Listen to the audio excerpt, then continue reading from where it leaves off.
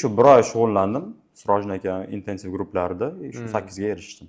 39-40 olish u impossible-da. Ya'ni biz o'zbekmiz, hatto native'lar qilsa bo'ladi xolos deb o'ylardim. Chunki bunday ko'ryapman natijalarda 9lar ko'payib qoldi. Struktura bo'yicha yoki shu Sirojin aka aytgandek yozmasi shu dars davom etaveradi. Note taking volume birini ishlatgansiz, ikkisi ham bor hozir. Haqiqatan juda bir foydali kitob bo'lyapti. Ko'pchilik sotib olishyapti tashqaridan ham. Hamma ham o'qituvchi shu soat 6 da turib, shaharda boshqa chekkasidan kelib, o'quvchi uchun deb kelmaydi deb o'ylayman. Teskari bo'lib, listening 9 chiqib, reading 8 chiqdi.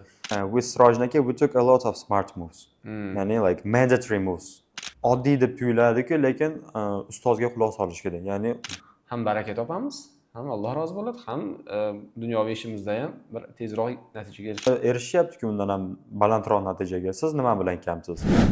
Assalomu alaykum. Bugun bir oyda 8 olgan talabamiz bilan suhbat quramiz, intervyu qilamiz. Demak, assalomu alaykum. O'zingizni qisqacha tanishtirsangiz, ismingiz, qayerdansiz va IELTS sizga nima uchun kerakligi haqida natijangizni ham aytishingiz chiqmasin. Marhamat. Ismim Said Timur, o'zim Farg'onaliman. Shu Kevins Academy'da umumiy aytsa shu 2 yil o'qiganman, chunki undan oldin ham IELTS topshirganman. Shu IELTS olishim sababi shu boshida 9-sinfda olgandim. 9-sinfda. Necha olgansiz? 7,5 olganman shu birinchi attemptdan. Birinchi va u payt VSga topshirmoqchi edim, Westminster litseyga. Endi planlar o'zgarib qolgani uchun atga topshirmadim. Keyin shu 2 yil davomida maktabda o'qib, practice bo'lmagani uchun yana sezdimki, shu ibatdan yana expire date kelyapti-da. Demak, 7 olganingizdan keyin 2 yil o'tib ketdi va yana boshqatdan IELTS topshirishingiz kerak bo'ldi. Bunday qarasam DTMga yaqin kelib qoldi vaqt, batdan expire date keldi. Shu IELTS topshirishim yana qaytada kelish bo'ldi. Shu bir oy shug'ullandim Sirojin aka intensiv guruhlarida, shu 8 ga erishdim. Demak, 7 oldingiz, o'rtada 2 oylik bir tanaffus bo'ldi. 2 yillik. 2 yillik tanaffus.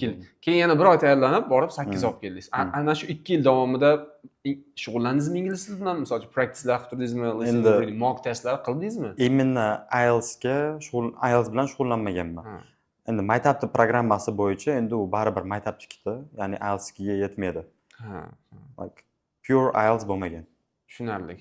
Demak, bir oydagina 8 oldingiz, hisobda bir oy tayyorlanib, 7 ni 8 qildingiz. Yaxshi. O'sha birinchi 8 natijasi chiqqanda qanaqa bir reaksiyangiz bo'ldi? Qanaqa his qildingiz o'zingizni? Endi shu birinchidan shu section score'larni aytib ketsam tushunarli bo'ladi. Boshida shu listening 9, reading 8, writing 7,5 speaking 7. Speaking bilan writing shu nima qildi? Endi boshida listening bilan reading ham jicha ridiculous chiqib qoldi, chunki mocklarda naambarot chiqardi-da. Reading pastroq, reading 9 chiqardi. Reading 9 chiqardi, listening 8. Endi bilmayman qanday. Tim bo'li ekzamenda o'zida no more than 3 word tushyapti. Asha mani qoyil qoldirgan, ya'ni ekzamenda обычно one word or nima bo'ladi yoki one word only. Albatta no more than 3 words. Aslida yomon qo'rqqandim. Asha listening tushib ketarmikan, albatta reading endi tortib ketadi deb o'ylasam, naambarot chiqyapti. Readingda aslida umid qilgandingiz, teskari bo'lib listening 9 chiqib, reading 8 chiqdi. Babi ikkalasi ham juda ham yaxshi natija. Writing 7,5 chiqqaniga bir tomondan I took it as granted, ya'ni shu bo'ladigan narsa deb o'yladim. Ikkinchi tomondan task 1 ni tugatmagandim. Ya'ni body 1 ni yozdim, bo'ldi. Task 2 ni to'liq yozdim, task 1 ni body 1 ni xolos edi. Demak, yarim task 1 bilan ham overall 7,5 olyapsiz. Demak, uni tugatgansiz balki 8 bo'lardi. Balki. Speakingdan 7 chiqqaniga shu qoyil qoldim endi, bilmayman. O'z oldingi topshirganingizda ham yaxshi natija 7 chiqqandi. Yana tayyorlanib chiqdingiz, endi balki bir yo hayajonlanganmisiz yoki bir ekzamener balki xato qilib qo'ygandir. Balkim. Yaxshi. Endi o'sha bir oy tayyorlandim deyapsiz, atiga bor yo'g'i bir oy. Ana shu bir oydagi kunlik rejangiz haqida, rejimingiz haqida aytib bersangiz. Shu talabalarga foydali bo'ladi. Mayda boshida boshlagandim. Shu har kuni emas, shu kun oralab kech payt shu Sirojin akaning intensiv guruhlariga kelardim. 2-3 soat shug'ullanardik. Intensiv gruppa necha soat davom etadi o'zi? Odatda O'rtacha. shu 2,5 soat desak bo'ladi. Demak, 2,5 soat. Ba'zida 2 soat, Ha. ba'zida Ha. 3 soat ham, lekin o'rtacha hisoblasak 2,5 soat, a? Endi asosiy maqsad vaqt tugatish emas, shu rezultatni achieve the result. Ya'ni Natija har bitta o'quvchi shu mavzuni tushunmasa yoki определенный aytaylik writing bugungi dars writing shu strukturani tushunmasa shu oxirigacha shu davom etaveradi dars. Ha. Ya'ni har bitta o'quvchi ideally shu struktura bo'yicha yoki shu Sirojin aka aytgandek yozmasa shu dars davom etaveradi. Demak, har bitta talabaga e'tibor beriladi va oxirigacha tushunmasdan ketilmaydi ekanda. Xuddi shunaqa. Demak, juda ham bir persistent teaching method ekanda, bunday qilib aytsak. Yaxshi. Endi IELTS imtihonida 4 ta section bor. Siz uchun eng qiyin bo'lgan section qaysi edi? Endi bu juda qiyin savol, chunki shu boshida o'ylayotgandim. Endi bilgandim, что speakingim menda jicha pastroq. Ya'ni qanchalik practice qilmasam ham past chiqayotdi, lekin shu bilmayman, oxirgi mocklarda birarga shu o'zimizda ham, Kevins Academy'da ham mock topshirdim, boshqa o'quv markazlarida ham topshirgandim. Speaking 8 chiqardi, lekin o'zim sezib turgandim, что bu 8 ga yarashamasdi. Biz 8 qo'ymagan bo'lsak, bizda odatda 8 qo'yish qiyin. Endi bir marta bo'lganda endi shu speaking weak bo'lganini men sezardim. Battan writing ham endi jicha qiyinchilik keltirardi, lekin shu Sirojin aka yangi strukturalarni, yangi metodlar bilan nima qilganlari uchun writing menga oson tuyuldi. Shu. Demak, speakingni practice qildingiz, ko'p practice qildingiz va bilardingizki 8 ga tortmasligini va bilib turardingiz. Balkim bu o'zimdan, ya'ni nima deylardi? Self affirmation bo'lgani uchun, ya'ni что baribir speakingim past bo'ladi deb o'zimni nima qilganim ishontirib olgansizda va o'shanga shunaqa natija chiqdi. Endi listeningdan qarang, listeningdan 9 bo'lyapti-da. 9 degan u maksimum bitta xato yoki umuman xato qilmagansiz deganda, listeningga qanaqa bir strategiyalar qo'lladi Sirojiddin? Listeningda shu bizga o'zlarini shu handoutlari bo'lardi, spesialniy handout. Ya'ni shu handoutda biz variantlarni belgilab ketmaymiz, o'zimiz variantlarni yozamiz. Ya'ni what could be the possible answer. Ashlarda endi shu boshida men ishamagandim, ya'ni o'ylagandim, g'alatiroq qilish kerak. G'alatiroq strategiyada o'zi asli bunday qarasangiz. Ya'ni at-обратного ketyapmiz-da. Ya'ni siz listening question bookletda o'zingiz yozgandek bo'lyapsiz. Xuddiki listening testni o'zingiz tuzyapsiz examiner sifatida. To'g'rimi? Men o'yladimki, naborot sheer practice, ya'ni qiyin kitoblardan hatto shu o'zingiz menga aytgandek simulation degan kitoblar bor. Hatto test master ashlar shu qiyin savollarni ishlasangiz nima bo'ladi? To'g'ri, u ham yordam berdi, lekin battan shu yangi metodni qo'llaganimdan keyin ancha yaxshiroq bo'ldi. Chunki baribir fokusni yo'qotardim, nima qilardim, birarga joylarda o'zi naborot so'z qiyin, vocabulary ashlar, lekin shu yangi metod yordam berdi. Mashaalloh. Demak, Sirojning yangi qo'llagan metodi ko'pchilikka yordam beryapti. Demak, chunki bunda ko'ryapman natijalarda 9 lar ko'payib qoldi. Hali listening note taking volume degan kitob ham chiqargan. O'sha kitobda note taking da aytyapman. Note taking volume birini ishlatgansiz, ikkisi ham bor hozir. Haqiqatan juda bir foydali kitob bo'lyapti. Ko'pchilik sotib olishyapti tashqaridan ham. Xo'p, yaxshi. Endi Kevins Academy, siz bu yoqda o'qidingiz. Kevins Academy'ni hissasi qanaqa bo'ldi umumiy olib qarasak? Hissasi juda katta bo'ldi, men shuni aytaman. Undan oldin it's honest podcast, yes. Ya'ni men individually o'qirdim. Shu ingliz tilini, ya'ni IELTS emas, general English. Endi shu oxirrog'ida IELTS ga tayyorgarlik boshlaganmiz, lekin shu 6,5 dan baland chiqmas edi. U birinchi imtihoningizdan oldin endi? U Kevinsdan kelishdan ham oldin. Bizga kelishingizdan oldin. Keyin shu shetkaga kelgandim, ya'ni sizni darsingizga birinchi bo'lib kirgandim. Everybody was shocked that in the first day I am coming straight to your group. Shunda. Endi keyin shu siz juda katta hissani qo'shasiz, ya'ni men honestly aytyapman, bu podcast bo'lgani uchun emas, ya'ni har taraflama, даже ota-onam ham aytishadi, siz katta hissa qo'shgansiz, both spiritually and academically. Great thanks to you, honestly. Shu chetga kelganimdan keyin ya'ni muhidan boshqachada. Ya'ni hamma o'zini maqsadini biladi, shu maqsadini qo'ygan, shu maqsadga erishishda har kuni bitta kelib ishlashadi. Ya'ni bu menga motivatsiya desam ham bo'ladi. Ya'ni hamma ishlayapti, hamma yuqori natijalarga erishyapti. Men nima bilan kamman? Ya'ni shu kelganimda men o'ylagandimki, shu listeningdan 38, 39, 40 olish u impossible-da. Ya'ni biz o'zbekmiz, hatto native'lar qilsa bo'ladi xolos deb o'ylardim.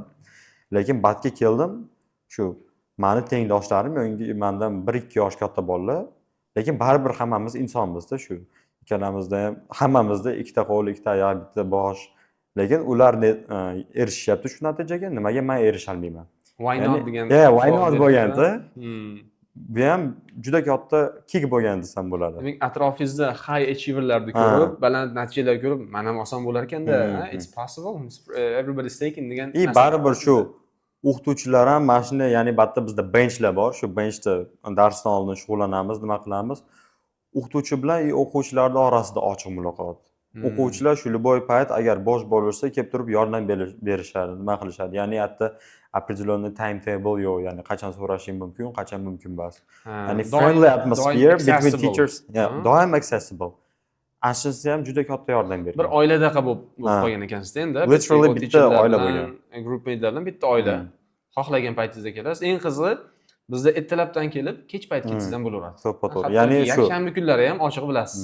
Yakshanba kunlari keyin talabalar dars qiladi. Bir oy tayyorgarlik ko'rganimda endi aytgandim, mayda boshida shu to'lka kech payt kelardim. Endi mayda oxirroq bo'lgani uchun birinchi iyun topshirganman. Shu oxirgi bir hafta, 1,5 hafta ertalab ham kelardim. Ya'ni ertalab уже kelishimga Sirojin aka tayyor materiallar qilib berardilar, shu bilan praktis qilardik. Ya'ni bu ham juda shu teacher bilan student orasida juda katta nima desam bo'ladi. Friendly atmosphere. Ya'ni hamma joyda ham bunaqa develop emas. Ya'ni sense of camaraderie, hamma ham o'qituvchi shu soat 6 da turib, shaharda boshqa chekkasidan kelib, o'quvchi uchun deb kelmaydi deb o'ylayman. Albatta shu o'zlarini do'stiga ko'rib, o'zlarini ukalaridaqa ko'rib meni shunaqa yordam berganlar.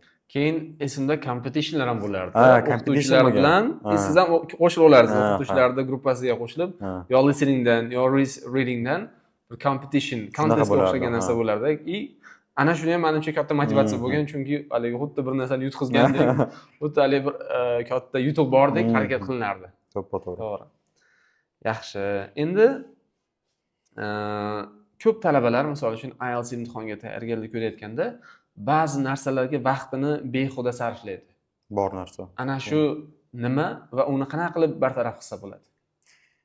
Endi bu mundane opinion, ya'ni regular opinion bo'ladi, lekin o'ylaymanki, что telefon.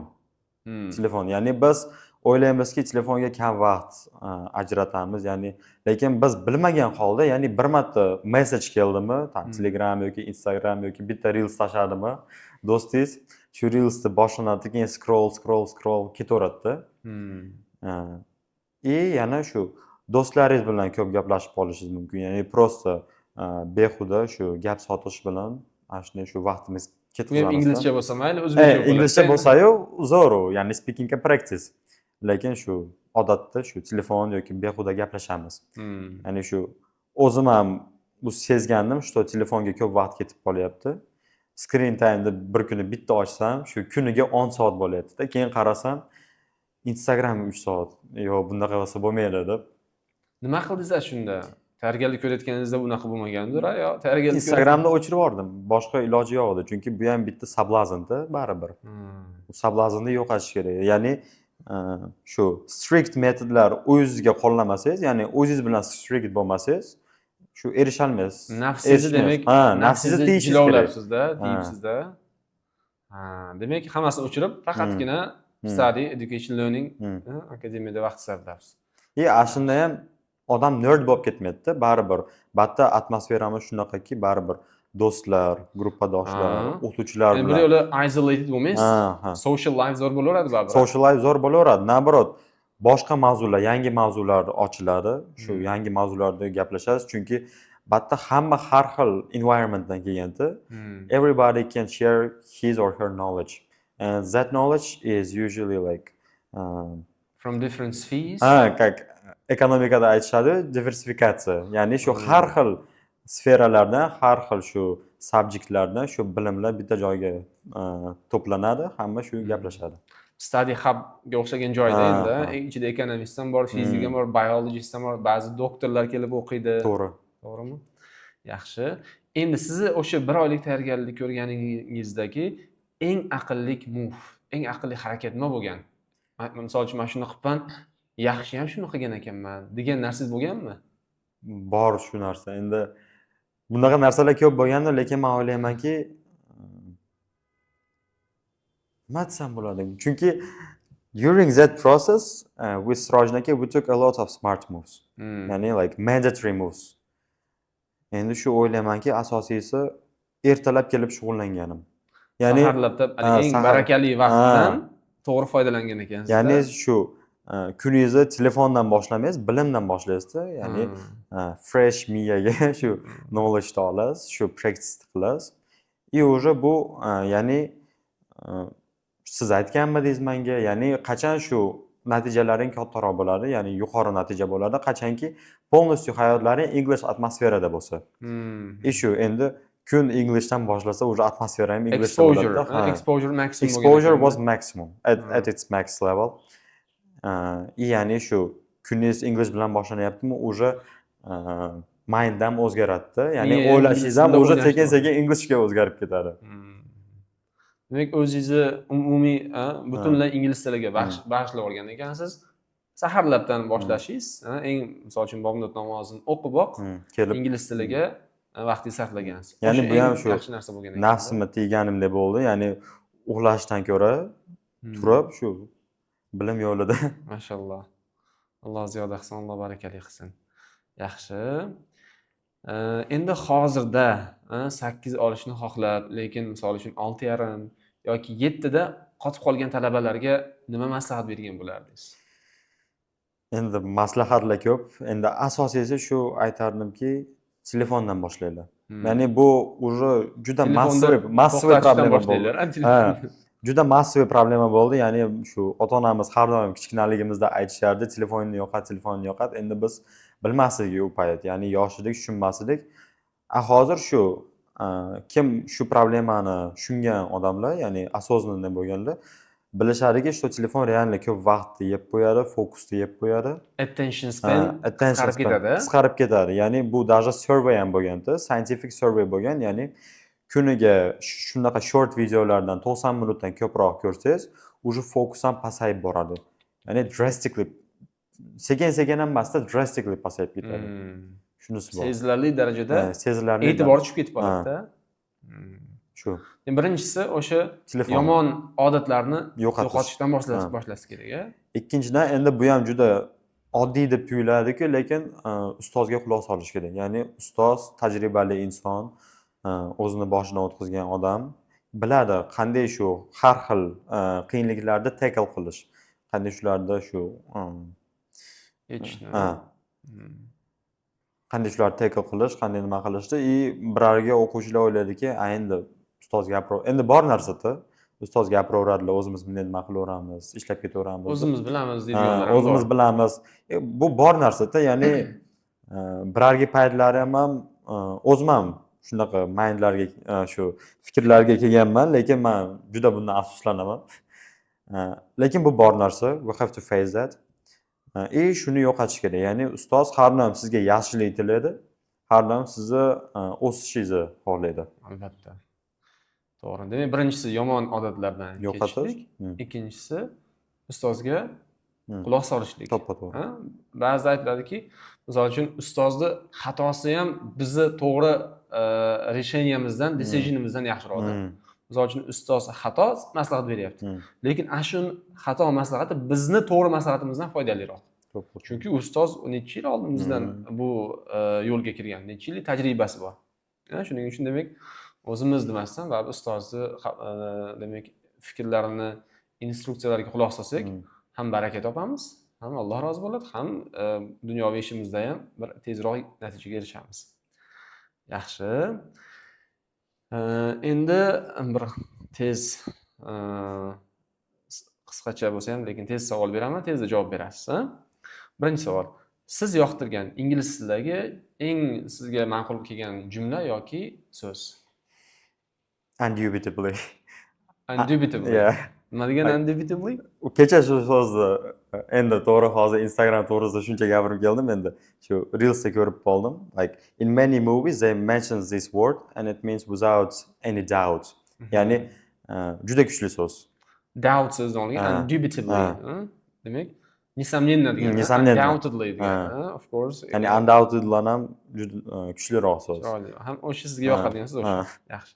Endi sizga yoqtirgan kitobingiz yoki kinoingiz? Endi hozir ekonomika sferasida o'qiyapman. Shuning uchun shu yaqin orada kitob o'qishni boshladim. Karl Marx Kapital.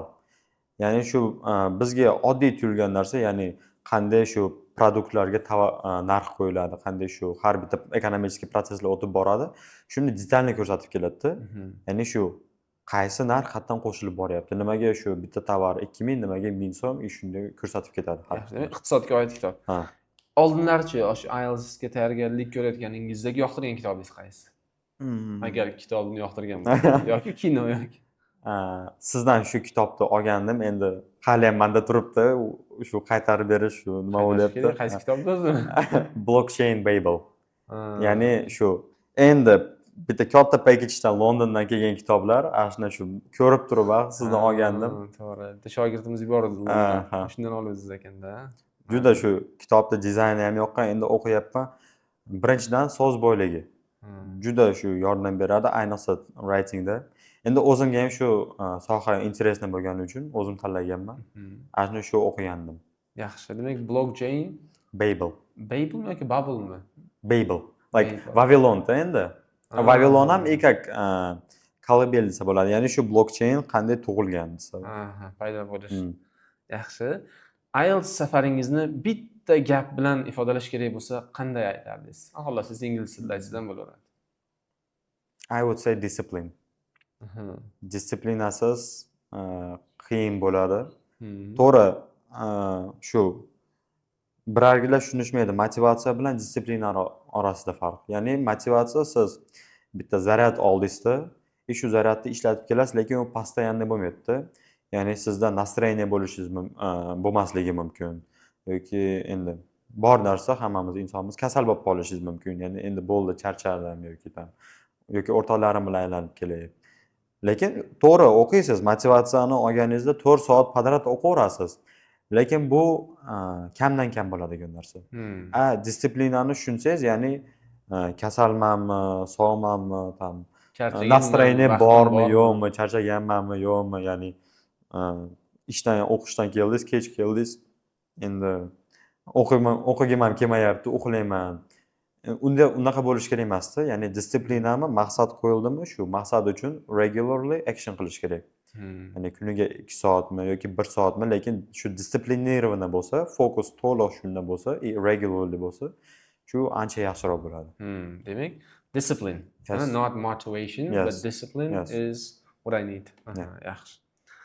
Endi IELTS ga tayyorgarlik ko'rayotgan talabalarga, balki ingliz tili o'qiyotgan talabalarga bir qisqacha xabaringiz bo'lsa, tilaklaringiz bo'lsa, uni ham eshitib olsak yaxshi bo'lardi. Endi shu eng birinchi tilak bu eng yuqori natijalarga erishinglar. Ya'ni o'zlaring xohlamagan, ya'ni yuqori natijaga. Because sometimes we limit ourselves. Ya'ni shu eshitganman tanishlarimdan ham shu surrounding people'lardan ham, ya'ni 6,5 yoki 7 olsam katta gap. Bu nimaga katta gap? Shuncha odamlar erishyapti-ku undan ham balandroq natijaga. Siz nima bilan kamsiz? Ya'ni odam o'zini o'zi limit qilib qo'ygani sababli, o'zi miyasida o'sha limitni, shu limit bo'lgani uchun undan yuqori ketmaydi. Psixologiyamiz shunaqa. Ya'ni shu odam o'ziga o'zi cheklov qo'ymaslik kerak. Cheklov qo'yib qo'yadi. Shuning uchun shu limitlarni yo'qotinglar.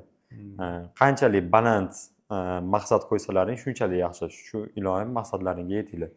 Yaxshi. Endi keyin IELTS misol uchun muhimligini bilamiz, lekin hayotingizdagi eng muhim narsami yoki undan muhim narsalar ham bormi hayotda aslida? Yo'q, endi qanday buni aytsa bo'lar ekan? IELTS bo'lsa ham yaxshi-yu, lekin hayotda undan ham muhim narsalar bor. Lekin biz bilishimiz kerakki, что muhim narsani biz o'zimiz uchun tushunib olishimiz kerak nimaligini. Birorga odamlar o'ylaydiki, menga shu oilam muhim yoki tam o'rtoqlarim muhim deb IELTS tashlab qo'yadi, hatto o'rtoqlari bilan behuda vaqt o'tkazadi. Yoki tam telefonda nima qilib ketadi. Ya'ni menga freedom kerak, menga hech qanaqa limit kerak emas. Men o'zimga o'zim cheklov qo'yishga niyatim yo'q deb ashuni nima qilishadi, lekin aslida nafsini aytganini qilayotgan bo'ladi o'shanda. To'ppa-to'g'ri. Disiplinda ushalmaydigan bo'ladi-da. Odam o'zi uchun bilib olish kerak, ya'ni nima bunga muhim. Например, bitta do'stim bor edi, IELTSga juda ko'p tayyorlangan, olgani, lekin baribir METga topshirgan oxiri. METda kerak bo'lmagan. To'g'ri, bir tomondan generally he upgraded himself, like hamma taraflardan shu kuchayapti, nima qilyapti, lekin уже uni направленияsi boshqada.